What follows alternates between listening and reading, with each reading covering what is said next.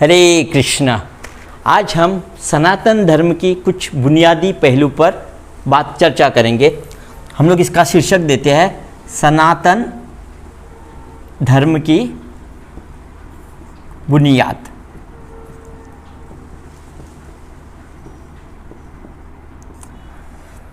इस बुनियाद को सही ढंग से हम समझ नहीं पा रहे और ना ही दूसरों को समझा पा रहे और मुख्य रूप से हमको वो इम्प्लीमेंट भी हम सही ढंग से नहीं कर रहे पाए। इसलिए सारे जड़ की जो जड़ है, विवाद की जड़ है, वो हमें इस बुनियाद की जड़ है वो हमारा समझना और इम्प्लीमेंट करना है। तो मैं प्रयत्न करूँगा कि आपको जो सारे जो हमारे शास्त्र है, भगवद गीता हो या वेद हो, उसके प्रमाण पर हम हमारे ये जो बुनियाद है वो समझने की प्रयत्न करेंगे। अभी हम मनुष्य जन्म का मुख्य उद्देश्य है ईश्वर को समझना, ईश्वर का योग करना। तो ईश्वर ने हमें ये 4 प्रकार के योग दिए। पहला है ज्ञान योग, कर्म योग, ध्यान या अष्टांग योग कह सकते, और चौथा भक्ति योग। और हम क्या कर रहे हैं कि हम इंडिविजुअली, फॉर एग्जांपल, सिर्फ ज्ञान योग के द्वारा हम भगवान के पास पहुंचने की कोशिश करें, या सिर्फ कर्म योग के द्वारा हम भगवान के पास पहुंचने की कोशिश करें, या अष्टांग या भक्ति योग की, जो संभव नहीं है। हमें अगर भगवान को सही रूप से जानना है या उनके पास पहुंचना है, तो इन सभी योगों का कॉम्बिनेशन उचित मात्रा में होना चाहिए। वो आपके आश्रम और आपके कर्म और गुणों पर आधारित होगा। उदाहरण के तौर पे अगर मैं कहूँ ज्ञान योग, अनेक वेदों के ज्ञाता है जिनका ज्ञान भी बढ़िया है, वो अपने तर्क वितर्क से समाज में एकता लाने की बजाय उसको विघटन कर रहे, तर्क वितर्क से दूसरों की भावना का आहत कर रहे। तो केवल ज्ञान योग से हम भगवान को नहीं जान पा सकते, या केवल ज्ञान योग से हम इस समाज की रचना को और सुदृढ़ नहीं कर सकते, या सनातन धर्म की बुनियाद को हम सुदृढ़ नहीं कर सकते।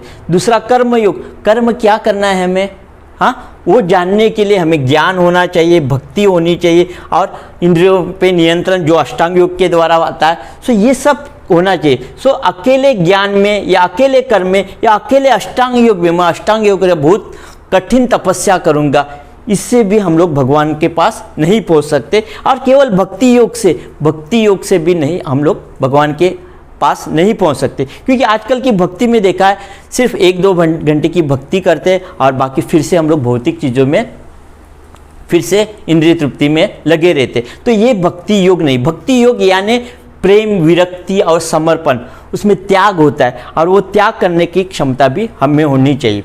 तो इसी के अलावा हमारे पास 4 आश्रम बना है, ब्रह्मचारी, गृहस्थ, वानप्रस्थ और संन्यास। जो ब्रह्मचारी आश्रम होता है, इसका मतलब ये नहीं है कि ब्रह्मचारी मतलब शादी न करना। ब्रह्मचारी का आश्रम का असली उद्देश्य होता है फोकस। हमें फोकस करके सभी तरह की जो ज्ञान अर्जित करना है, सभी तरह के स्किल अर्जित करना है, और वह स्किल्स जब हम गृहस्थ में जाएंगे तो जिम्मेदारी की, इन सभी की जिम्मेदारी गृहस्थ, वानप्रस्थ और संन्यास, इन तीनों आश्रम की जिम्मेदारी गृहस्थ आश्रम लेता है। और वानप्रस्थ यानी जो भी हमें सीखा है और जो भी हमें वो ट्रांसफ़र ऑफ नॉलेज और स्किल वो दूसरों को हम लोग ट्रांसफ़र करना चाहिए। और संन्यास में पूरी तरह त्याग, विरक्ति और समर्पण से भगवान के साथ जुड़ना चाहिए।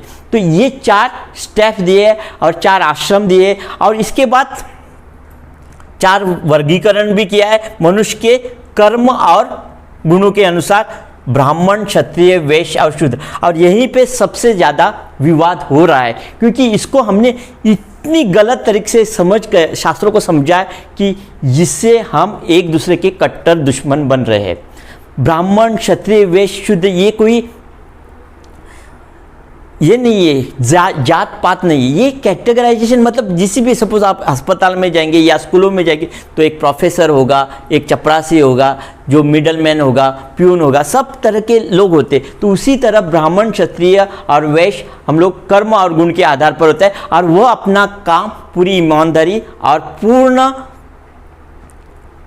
ईमानदारी और पूर्ण ज्ञान के साथ करते हैं। तो इसके लिए ब्राह्मण, क्षत्रिय, वैश्य और शूद्र का होना भी जरूरी है। लेकिन और हर एक को ब्राह्मण, क्षत्रिय, वैश्य एक दूसरे के प्रति उनका बहुत ही आदर होता है, ना कि ब्राह्मण शूद्र को बहुत ही हीन दृष्टि से देखता है। ये हमारा जो समझने में गलती हो रही। तो ब्राह्मण, क्षत्रिय एक घटक है, हमारे वर्ग के घटक है और सभी बहुत ही इंपॉर्टेंट घटक है। और जैसे कि कहा सतोगुण, रजोगुण और तमोगुण के आधार पर वो वर्गीकरण हो जाता है। और इसके लिए क्या होना चाहिए, हमें डिवाइन क्वालिटीज या दिव्य गुणों से हमें उपयुक्त होना है। जब हम इस सनातन धर्म की बुनियाद को सही ढंग से समझ पाएंगे तो क्षमा, दया, करुणा, प्रेम, ये सब गुण, दिव्य गुण हमें आ जाएंगे। और ये जो सत्ययुग, त्रेता युग, द्वापर युग, ये क्या है, प्यूरिटी लेवल का घटन है।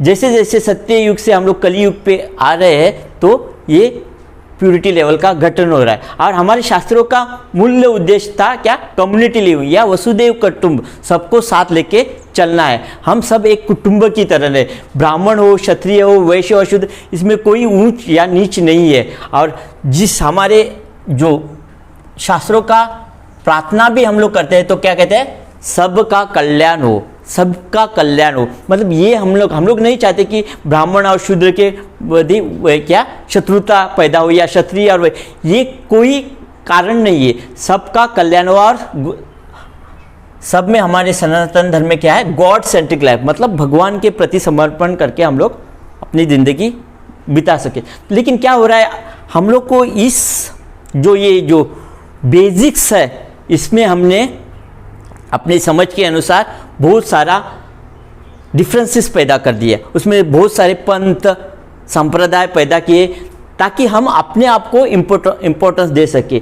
तो ज्ञान योग, केवल ज्ञान योग आप भगवान के साथ नहीं, ज्ञान योग उसके साथ आपको कर्म योग भी करना चाहिए, आपको अष्टांग योग भी करना चाहिए ताकि आपकी इंद्रियों पे आपका कंट्रोल हो, और भक्ति योग समर्पण के साथ आप भगवान के साथ मोक्ष या आपको जो भी आपके लेवल है या मुक्ति के लेवल पर आप पहुंच सकते हैं।